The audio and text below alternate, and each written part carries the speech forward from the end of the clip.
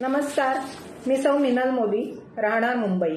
मी अभिवाचन करणाऱ्या कथेचं नाव आहे आई आणि लेखिका आहेत सौ बीना पाचक.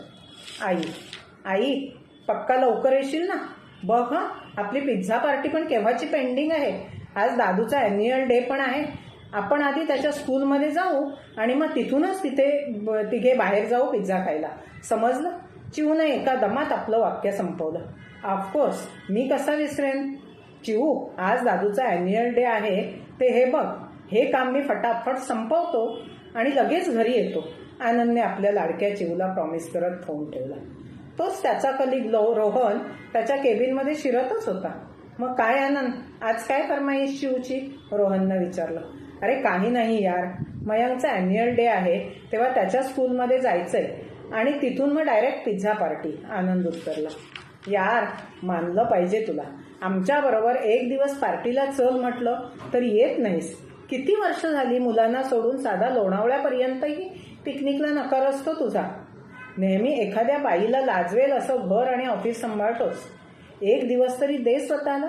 अरे तुझी सारिका, तुझा संसार असा तिच्या करिअरपायी अर्धा सोडून खुशाल मजेत जगते आणि तू मात्र पूर्ण अडकवून घेतलं आहेस या सर्वात. रोहन, मी कितीदा सांगितलं तुला की सारिका मला सोडून गेली नाही. तिने सुरुवातीलाच सांगितलं होतं की तिला मुलं सांभाळणं आणि टिपिकल संसार जो म्हणतात तसं काही जमणार नाहीये म्हणून. मीच खूप प्रेमात होतो तिच्या, रादर अजूनही आहे. तेव्हा मला वाटतं की लग्न झालं की ती आपोआप संसारात रमेल. मयंक झाला तेव्हा आई होती म्हणून निभावले. मग चिवू आल्यावर मात्र सारिकाचा पेशन्स संपला. तिनं कुठलाही त्रागा न करता मला माझे आणि तिचे लग्न ज्या अटींवर ठरले त्या अटींची आठवण करून दिली आणि ती तिच्या वाटा धुंडाळायला बाहेर पडले. पण मला मात्र माझी ही 2 पिल्लं, घर, सगळं हवं होतं रे. आणि वडील या नात्यानं मी ते माझ्या शेवटच्या श्वासापर्यंत निभावेन.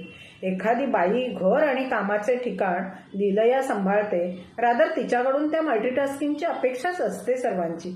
मग मी सांभाळल्या दोन्ही गोष्टी तर कुठे बिघडलं? आनंदने त्याची बाजू जवळपास खूप वेळा मांडली होती रोहन पुढे. पण रोहन काय, इतर कोणालाही झेपणारं नव्हतं हे. त्यामुळे तुझी ग्रेट हो भाई, कुठून आणतोस एवढी पॉझिटिव्हिटी म्हणत रोहनने आनंदला अगदी कोपरापासून हात जोडले. आनंदने हसून त्याच्या पाठीवर थाप मारली व तो ऑफिसमधून पळाला. घरी जाऊन चिवचं आवरलं आणि दोघे त्यांच्या लाडक्या दादूच्या स्कूलमध्ये पोहोचले. कार्यक्रम अगदी छान झाला आणि दरवर्षीप्रमाणे प्राइज डिस्ट्रीब्युशनही सुरू झाले आणि यावर्षी बेस्ट बिहेव चाइल्डचे बक्षीस मयंकला मिळाले. आनंद आणि चिवूने हात दुखेपर्यंत टाळ्या पिटल्या. सर्वजण खूप कौतुक करीत असलेले आनंदने पाहिले. किती गोड आहे नाही मयंक. अभ्यास, स्पर्धा सगळीकडे भाग घेतो, धडपडतो पण माघार घेत नाही. याची आई काय मेहनत घेत असेल नाही याच्यावर. कमाल आहे अगदी, शेजारची कुजबूज. तेवढ्यात मयंकने आपले बक्षीस घेतलंय आणि त्याच्या शिक्षिकेने त्याच्या हातात माईक दिला. मयंक, 2 शब्द बोल या आरती. मयंकनेही हसून दुजोरा दिला. सर्वप्रथम हा पुरस्कार दिल्याबद्दल मी सर्वांचे आभार मानतो आणि ज्या व्यक्तीमुळे मी हे मिळवू शकलो त्या माझ्या आईला मी स्टेजवर बोलावू इच्छितो. मयंकने आनंदकडे हात दाखवत त्याला वर बोलवलं.